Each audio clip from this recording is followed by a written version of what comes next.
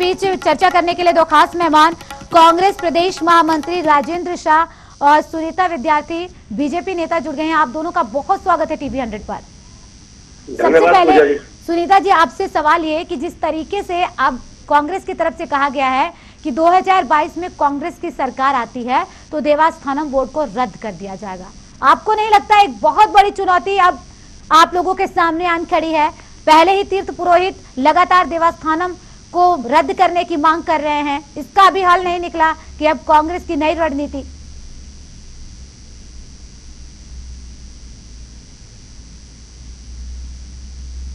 सुनीता जी, आवाज मिल पा रही है आपको?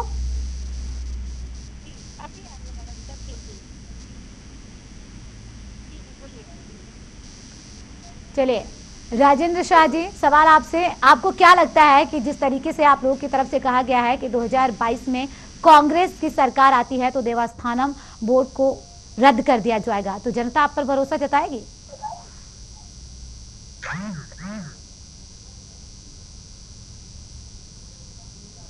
उस दिन से लगातार कांग्रेस सड़कों पर है। मैं खुद भी तीर्थ पुरोहितों के धरने पर मैं गया था विधानसभा के सामने, जब त्रिवेंद्र सिंह रावत जी मुख्यमंत्री थे, एक डेलीगेशन भी उनके पास गया था और उन्होंने स्पष्ट तौर से पहले दिन से और आज भी हम लगातार एक बात बहुत स्पष्ट कह रहे हैं कि इस एक्ट को लाने की क्या जरूरत थी। और मेरा ये सवाल है धामी जी से, मुख्यमंत्री नौजवान है, मैं पूछना चाहता हूं अपने नौजवान साथी से कि आप हाई पावर कमेटी बनाकर क्या तय करेंगे? तय तो सब कुछ हो रखा है।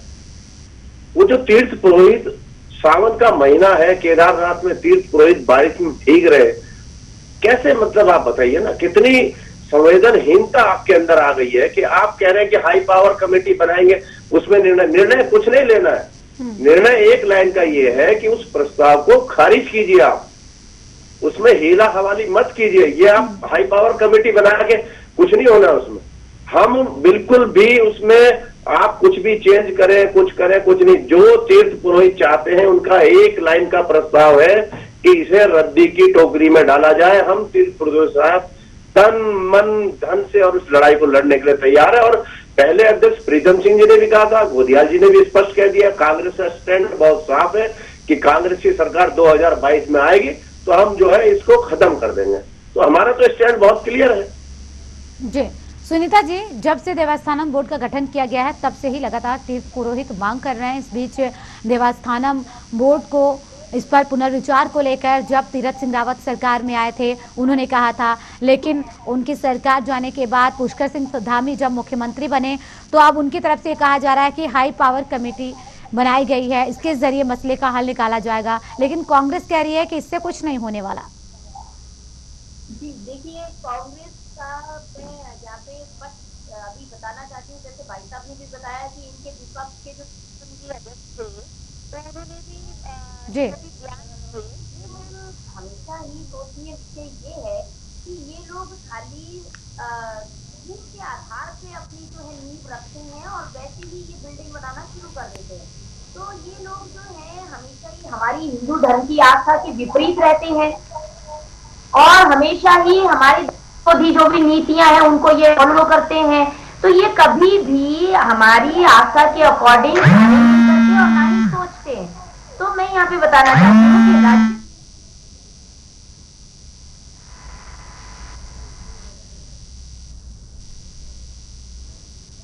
लेकिन जिस तरीके से राजेंद्र जी, सुनीता जी से संपर्क टूट गया है, एक बार फिर से उनसे संपर्क करेंगे, लेकिन जिस तरीके से देखा जा रहा है कि आप लोगों की तरफ से कहा गया है कि 2022 में वापसी होती है तो देवस्थानम बोर्ड को रद्द कर देंगे, लेकिन सवाल फिर यही उठने लगते हैं कि क्या तीर्थ पुरोहित को लुभाने के लिए जिस तरीके से कांग्रेस की तरफ से ये कहा गया है, ये सिर्फ सियासी दांवपेच है या वाकई में अगर सरकार आती है तो फिर ऐसा किया जाएगा? नहीं, देखिए पूजा जी, कांग्रेस का इतिहास रहा है, कांग्रेस ने कभी झूठ नहीं बोला। कांग्रेस ने चुनावी मुद्दे जुमले छोड़कर जो है जनता को कभी भी बेवकूफ नहीं बनाया। जो बात हम कहते हैं उस पर हम खरा उतरते हैं। ये इतिहास गवाह है, राष्ट्रीय स्तर से लेकर चाहे मैं उत्तराखंड की बात करूं, जितने भी वादे जो कांग्रेस करती है उनमें खरा उतरती है। हम भाजपा की तरह नहीं है कि झूठे वादे करें, कहें कि 15 लाख मिलेगा, 2 करोड़ को बेरोजगारों को रोजगार मिलेगा। अब देवस्थानम बोर्ड पर मेरा बहुत स्पष्ट कहना, भाई हाई पावर कमेटी क्या तय करेगी ना, आप बताए ना क्या तय करेगी। जब तीर्थ पुरोहितों ने स्पष्ट कह दिया है कि हमें ये एक्ट मंजूर नहीं है, तो जिनके लिए एक्ट बना है वो कह रहे हैं हमें मंजूर नहीं है, तो आप हाई पावर कमेटी क्यों बना रहे हैं? आप क्यों नहीं उसको सीधे सीधे रद्द करते हैं? तीरथ जी ने भी कहा था कि नहीं मैं इस पे, अब देखो ये टालने वाली बात है। और सवाल ये सबसे बड़ा अहम ये है, देखिए आज मैं आपसे जो बार बार कह रहा हूं कि तीर्थ पुरोहित गंगोत्री हो, यमुनोत्री हो, केदारनाथ हो, बद्रीनाथ हो, ये पूजा सावन का महीना है, पूजा अर्चना का महीना है, और वो लोग बाहर धरने प्रदर्शन कर रहे हैं। बताए केदारनाथ में तीर्थ पुरोहित धरना प्रदर्शन कर रहे हैं, तो भैया हाई पावर कमेटी बनाने के टाइम खराब करने की कोई आवश्यकता नहीं है धामी जी। ये एक्ट तीर्थ पुरोहितों के हित में भी नहीं है, ये उत्तराखंड के हित में भी नहीं है। पहले तो जो लोग इस तरह के जो एक्ट लाते हैं, इस तरह के जो काम करते हैं, उन्हें इस तरह के काम करने की जरूरत ही नहीं है। और कांग्रेस का तो देखिए बहुत स्पष्ट चरित्र रहा। हमने तो 2013 में इतनी बड़ी त्रासदी जो आई थी यहाँ पर केदारनाथ में, पूरा देश जानता है, पूरा विश्व जानता है कि हमने जो लोग कह रहे थे कि 15 से 20 साल तक केदारनाथ का नव निर्माण नहीं हो सकता है, हमने 2 साल के अंदर वही स्थिति पैदा कर दी कि वहां लाखों लोग। जी सुनीता जी, जिस तरीके से तीर्थ पुरोहितों को लेकर राजेंद्र जी ने भी अभी कहा, कांग्रेस का लगातार यही मत है कि जिनके लिए ये कानून बनाया गया है, जब उन्हें ही नहीं चाहिए तो फिर उन पर थोपा क्यों जा रहा है। और सवाल इसलिए भी उठ रहे हैं कि जिन तीर्थ पुरोहितों को मठ मंदिरों में होना चाहिए था, वो इस तरीके से सड़कों पर बारिश के इस मौसम में धरना प्रदर्शन कर रहे हैं। ये शोभा देता है? अच्छा लगता है ये? नहीं पूजा जी, बिल्कुल सही कह रहे हैं आप सही बात ये रख रहे हैं, और हमें भी अच्छा नहीं लग रहा है। हमारा लगातार उनके साथ आग्रह हो रहा है कि कृपया वो अपना आंदोलन स्थगित करें। और आप देख रहे हैं कि हमारा जो ये देवस्थानम बोर्ड का जो गठन हुआ है, इसको जिस प्रकार से कांग्रेस इसको भ्रामक उसमें फैला रही है और गलत तरीके से पेश कर रही है, इनको पहले ये एक्ट समझना पड़ेगा। इस बोर्ड का गठन इसलिए हुआ है ताकि जितनी भी वहाँ की व्यवस्था है, जो भी वहाँ की मंदिरों की है या उससे रिलेटेड आसपास के डेवलपमेंट्स हैं, उन चीजों को देखते हुए आंतरिक व्यवस्था को व्यवस्थित करने के लिए बोर्ड का गठन हुआ है। लेकिन कांग्रेस पार्टी इसको अलग तरीके से प्रोजेक्ट कर रही है और इनके मंसूबे पूरे नहीं होने वाले। हमारे जितने भी पंडित पुरोहित हैं, जो भी हमारे सम्मानित वहाँ पे हकूकधारी हैं, उनका ये कहना था कि आप इसमें संशोधन कीजिएगा। जो भी उनका पहले एक मत रहा कि इसमें हम लोगों को नहीं पूछा गया, मीटिंग नहीं हुई, तो हमारे ये गिले शिकवे हैं, तो उनकी पूरी बात सुनी गई और उन्हें उस दिशा में मनाया गया। तो उनका ये सिर्फ एक आग्रह है कि हमारे अकॉर्डिंग इसमें संशोधन किए जाएं। और हमारे माननीय मुख्यमंत्री श्री पुष्कर सिंह धामी जी ने संस्तुति भी जताई, वार्ता भी की। और अभी आपने देखा कि सचिवालय में बैठक के दौरान हमारे जितने भी सदस्य हकूकधारी हैं, उनको सम्मानित बैठक में शामिल किया गया। वो बैठक में मेंबर की तरह शामिल हुए और उनके सामने तमाम बातों पे जो है विचार हुआ, बातचीत हुई। और आपने देखा कि हमारी सरकार ने अभी 21 चलिए ठीक है सुनीता जी, आपके पास आऊंगी मैं। इस बीच राजेश सेमवाल तीर्थ पुरोहित जुड़ गए हैं, उनसे जान लेते हैं। राजेश जी, बहुत स्वागत है आपका टीवी 100 पर। जी धन्यवाद। सवाल यही है कि अब कांग्रेस की तरफ से ये कहा गया है कि 2022 में कांग्रेस की सरकार आती है तो देवस्थानम बोर्ड को रद्द कर दिया जाएगा। तो क्या सहमत है आप? कांग्रेस के साथ जाएंगे? 2022 के चुनाव में आप कांग्रेस को वोट देने वाले हैं? तीर्थ पुरोहितों ने जो है पहले ही घोषणा की है कि जो हमारे साथ हम उसके साथ। और हम लोग लगातार 27 दिसंबर 2019 से हम लोग संघर्ष कर रहे हैं। लेकिन भारतीय जनता पार्टी की सरकार है, इनके मुख्यमंत्री त्रिवेंद्र सिंह रावत जी, इन्होंने कभी तीर्थ पुरोहितों से ये कोशिश नहीं की आप लोग आंदोलन कर रहे हैं, विरोध कर रहे हैं, आपकी बात को सुन लिया जाए। लेकिन वो अब आपने देखा अभी कुछ समय पहले वो जो है उल्टे सुल्टे बयान देने लगे। कभी कह रहे हैं कि मंदिरों में इतनी आय हो जाएगी कि हमारी सरकार बहुत अच्छी चलेगी, कभी कह रहे हैं ये सारे कांग्रेसी हैं, कभी कह रहे हैं कुछ लोग हैं, मतलब जिन बातों की। लेकिन वो 2 साल में ये नहीं समझा पाए कि हमारा देवस्थानम बोर्ड को बनाने का क्या उद्देश्य रहा और किस उद्देश्य के लिए हमने जो है देवस्थानम बोर्ड बनाया। हम तीर्थ पुरोहित इनको जो है स्पष्ट शब्दों में कहना चाहते हैं कि मंदिरों को आप सरकार की आय का सोर्स न बनाएं। मंदिरों को जो श्रद्धा है लोगों की, जो है चारों धामों में लोगों की श्रद्धा है, वहाँ के तीर्थ पुरोहित व्यवस्था में लगे हैं, आप उसको ना छेड़ें। और लेकिन इनकी क्योंकि इनकी तो श्रद्धा तो खत्म हो चुकी है त्रिवेंद्र रावत जी की, इसलिए इन्होंने जो इस प्रकार का बोर्ड आया। अभी धामी जी उत्तरकाशी आए थे 21 तारीख को, उन्होंने बहुत आश्वस्त किया है। तो क्या पुष्कर सिंह धामी की तरफ से जी राजेश जी, जिस तरीके से पुष्कर सिंह धामी की तरफ से कहा गया है कि हाई लेवल वो बनाई गई है, मीटिंग की जा रही है और उसके बाद जो भी फैसला होगा उसके आधार पर इस पूरे मसले का हल निकाला जाएगा, तो उस पर भरोसा नहीं है आपको? 21 तारीख को उन्होंने उत्तरकाशी में घोषणा कर दी और आज 29 तारीख हो गया, यानी 8 दिन हो गए, लेकिन अभी तक हाई पावर कमेटी का गठन नहीं हुआ। और तीर्थ पुरोहितों ने स्पष्ट कह दिया, चारों धामों के तीर्थ पुरोहितों ने हमारा स्पष्ट कहना है कि 20 अगस्त तक यदि सरकार इसमें जो है कोई भी ठोस निर्णय नहीं लेगी तो तीर्थ पुरोहित जो है उग्र आंदोलन करने के लिए, चाहे आत्मदाह हो चाहे जल समाधि हो, तमाम प्रकार के कदम उठाने के लिए तीर्थ पुरोहित बाध्य हो जाएंगे, जिसकी संपूर्ण जिम्मेदारी उत्तराखंड सरकार की होगी। सुनीता जी जवाब दीजिएगा, सारी जिम्मेदारी सरकार की होगी? सुनीता जी आवाज मिल पा रही है आपको? जी पूजा जी, देखिए अभी सिंवर भाई साहब ने अपनी जो भी चिंता यहाँ पे जाहिर की है, बिल्कुल हमारी लगातार वार्ता चल रही है और जो भी बीच में समन्वय की स्थिति जिस प्रकार से भी बनती है उस विषय में निर्णय लिए जाएंगे। और आप देखिए कि भारतीय जनता पार्टी हमेशा अपने हिंदू धर्म को लेके आगे बढ़ती है और प्रत्येक कार्य करती है। मैं यहाँ पे छोटी सी बात कांग्रेस के जो विपक्षी हैं उनके लिए कहना चाहूंगी कि उनको कब से मंदिरों की फिक्र होने लगी। चलिए ठीक है, आप नेहरू थे। चलिए राजेंद्र जी से आप सवाल पूछ लीजिएगा, लेकिन इससे पहले राजेश जी के सवालों का जवाब दे दीजिए। जिस तरीके से उन्होंने पूछा है कि मंदिर को कम से कम आय का स्रोत ना बनाया जाए।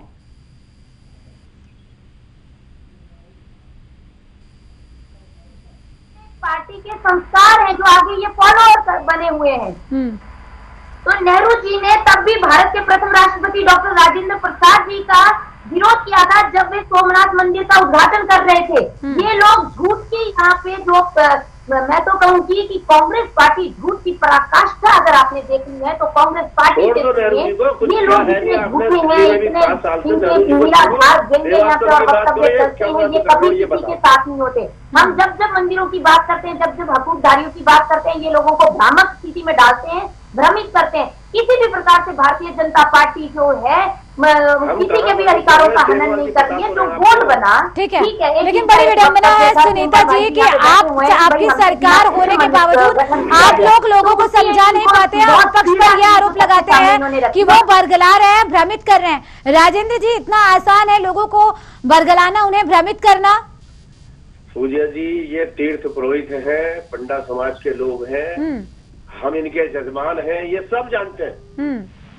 ये सेमवाल जी जो बात कर रहे हैं ये सब जानते हैं कि कौन ईमानदारी से कौन हिंदुओं की बात कर रहा है। कहने से नहीं होगा भाई, करने से होगा। आप कर दीजिए ना, इसे काहे के लिए हाई पावर कमेटी बनाई है आपने? 8 दिन हो गए, मैं कल भी देख रहा था केदारनाथ में तीर्थ पुरोहित छाता लेके कुछ लोग वैसे ही जो है उस बारिश में भीग रहे थे और जो है उसके धरना प्रदर्शन कर रहे थे। क्यों कर रहे हो भाई? रहता हूँ पहले तो जरूरत क्या थी उसे लाने की, और ले आए तो भाई अब आप ऐसा मत करो ना। हमारे क्या बरगलाना, हमने क्या बरगलाना भाई? तुम अपने आप लाए हो, गलत काम खुद कर रहे हो। अब तुम गलत काम करोगे तो हम मतलब विपक्ष के नाते तुम्हारी खिलाफत नहीं करेगा। हम अच्छे काम करने वाले लोगों के साथ नहीं खड़े होगा। क्या धर्म होता है विपक्ष का? हम तो अपना धर्म निभा रहे हैं। और हमने कहा है कि जब अगर 22 से पहले अगर ये दिसंबर तक नहीं करेंगे, आचार संहिता लग जाएगी, उसके बाद कांग्रेस की सरकार आएगी, हम तो रद्द कर ही देंगे। हम तो रद्द कर ही देंगे। और हम इनके साथ आंदोलन में भी पहले दिन से पूजा जी साथ है। जब जब इनका आंदोलन होगा कांग्रेस पूरी ताकत के साथ इनके पीछे खड़ी रहेगी आंदोलन में। राजेश सेमवाल जी, जिस तरीके से अभी सुनीता जी ने कहा कि हर किसी के साथ बीजेपी खड़ी रहती है, और लेकिन सवाल यहाँ पर यह है कि अगर हर किसी के साथ है तो फिर तीर्थ पुरोहितों के साथ क्या नहीं है बीजेपी? मैडम जो है ये प्रवक्ता हैं भाजपा की, लेकिन मैं इनको स्पष्ट कहता हूं, इन्होंने अभी तक अपने न प्रदेश अध्यक्ष जी से, न अपने बड़े नेताओं से, न इन्होंने कभी माननीय मुख्यमंत्री जी से संबंध में चर्चा की है। ये केवल अपनी तरफ से स्टेटमेंट देती हैं और इनको कुछ पता रहता नहीं है। ये लगभग इनसे मेरी 1.5 माह से जो है इनके सामने डिबेट हो रही है, लेकिन इन्होंने कभी भी जो है तर्कपूर्ण तथ्य नहीं दिए। ये हमेशा कहते हैं कांग्रेस बरगला रही है, तीर्थ पुरोहित अपने अधिकार के लड़ रही है, इसमें कांग्रेस का किसी को भी बरगलाना, किसी को भी भ्रमित कर लेना नहीं, बिल्कुल नहीं। तीर्थ पुरोहित अपना आंदोलन लड़ रहे हैं, इसमें कांग्रेस का कोई रोल नहीं, भाजपा का कोई रोल नहीं, यूकेडी का चाहे आम आदमी पार्टी किसी के नहीं। हम अपने अधिकारों की लड़ाई लड़ रहे हैं। अगर इनको लग रहा है कि अधिकारों की लड़ाई लड़ना अगर जो है बरगलाना होता है तो ये समझते रहे हैं। ठीक और है। हमारे यहाँ कहावत है, सच्ची गंगा माई होली चांदी घाटा आली, और हम लोग गंगा माई में विश्वास रखते हैं, चारों धामों में विश्वास रखते हैं। अगर ये लोग नहीं करेंगे तो इनको पनिशमेंट मिलेगा, 2022 में बहुत बुरा पनिशमेंट मिलेगा। सीधे तौर जरूर पर यहाँ आगे चेतावनी दी जरूर जा आगे। रही है सुनीता जी कि 2022 में अंजाम बेहतर नहीं होगा, तो क्या उसके लिए तैयार है बीजेपी? और साथ ही साथ ये भी देखिए सवाल उठ रहे हैं कि देवस्थानम बोर्ड का जो उद्देश्य है गठन का, वो अभी तक कोई साफ नहीं कर पाया कि आखिर क्या उद्देश्य है। मैं चाहूंगी कि आप उसे साफ करें। बिल्कुल जी पूजा जी, देखिए कांग्रेस ने और जिस प्रकार से देवस्थानम बोर्ड के गठन को लोगों के सामने जो है, जनता के सामने जो ये प्रदर्शित कर रहे हैं, मैं यहाँ पे क्लियर कर देना चाहती हूँ कि बोर्ड का गठन हुआ है वहाँ की डेवलपमेंट को लेकर, वहाँ की आंतरिक व्यवस्था को लेकर, उसको व्यवस्थित करने के लिए। और सेमवाल भाई जी से मेरा ये आग्रह है कि कृपया इसके आय के स्रोतों पे इसे ना जोड़िए। आय के स्रोत जरूर डेवलप होंगे जब वहाँ पे डेवलपमेंट होगा। चार धाम यात्रा का आप देख ही रहे हैं कितना हमारा जोरों शोरों से काम चल रहा है, ऑल वेदर रोड का। जब ये फैसिलिटीज वहाँ पे पहुंचेंगी तो वहाँ के लोगों को रोजगार मिलेगा, जो रास्ते में दुनिया भर के लोगों के हमारे रोजगार डेवलप होंगे, लोगों की दुकानें खुलेंगी, व्यवसाय खुलेंगे, उनको आय के स्रोत जरूर उपलब्ध होंगे। की तारीफ नहीं करे तो बेहतर है। किस तरीके से वहाँ पर ताश के पत्तों की तरह धाराशाही हो रहा है निर्माण को लेकर, जरा एक बार ऑल वेदर रोड को जरा चेक करवाइएगा, आपको भी समझ में आएगा किस तरीके से वहाँ के रोडों की हालत हो गई है। चले हुए हैं और मॉनसून में या ऐसी घटनाएं होती रहती हैं, पहाड़ी एरिया है, आप भी जानते हैं। जरा सी बारिश हो जाती है, अगर इस तरीके से धाराशाही हो जाएगा तो फिर और देखा जाएगा। जी जो कांग्रेस की बात है पूजा जी, मैं यहाँ पे बताना चाहती हूँ कि कांग्रेस का तो ये हमारा लेना देना नहीं है। आप बताइए, इसको सिर्फ कुर्सी पे दिलाने से मतलब नहीं है, जनता की सेवा करने से इनको मतलब नहीं है, इनको सिर्फ कुर्सी चाहिए। और उसमें भी आप बताइए 4 कार्यकारी अध्यक्ष इन्होंने बना दिए। पहले गणेश गोदियाल जी बैठ के गणेश उसका श्री गणेश करेंगे, फिर उसके बाद रंजीत रावत जी बैठेंगे कुछ दिनों के लिए।